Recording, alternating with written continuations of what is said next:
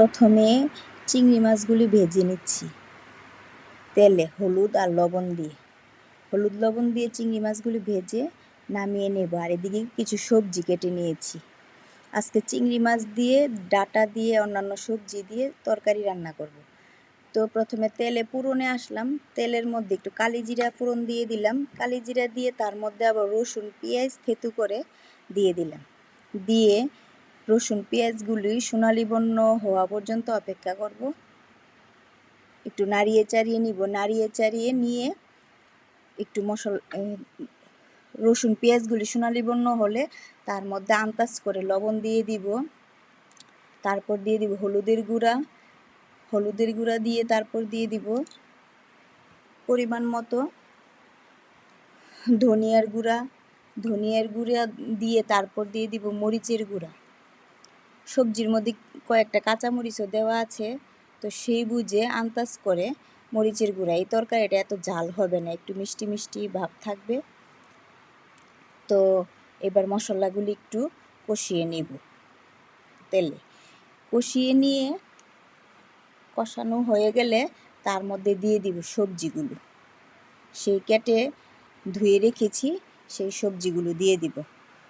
তো সবজির মধ্যে ছিল বেশিরভাগই ডাঁটা আর কইডা, বেগুন, অল্প একটু গাজর, মিষ্টি আলু।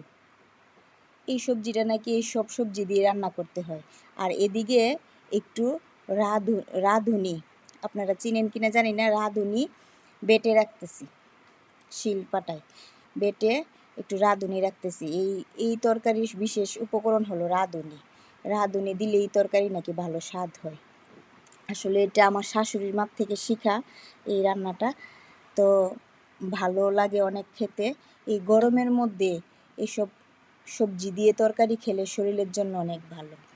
তো সবজিগুলি মজে আসছে, কষানো হয়ে গেছে। তারপর দিয়ে দিলাম সেই বেটে রাখা রাঁধুনি আর চিংড়ি মাছ ভাজা একসাথে দিয়ে আবার একটু নাড়িয়ে চাড়িয়ে কষিয়ে নিব।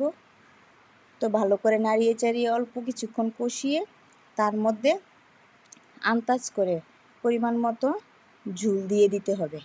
এই গরমে ঝোল তরকারি শরীরের জন্য অনেক উপকার। তো আন্দাজ মতো ঝোল দিয়ে দিলাম। ঝোল দিয়ে ফুটে আসা পর্যন্ত অপেক্ষা করব। ভালো করে সিদ্ধ হয়ে ফুটে আসলে সব সবজি সিদ্ধ হয়ে গেলে তারপর নামিয়ে একটু ধনেপাতা উপরে ছড়িয়ে দিব। হয়ে গেল ডাঁটা দিয়ে চিংড়ি মাছের তরকারি।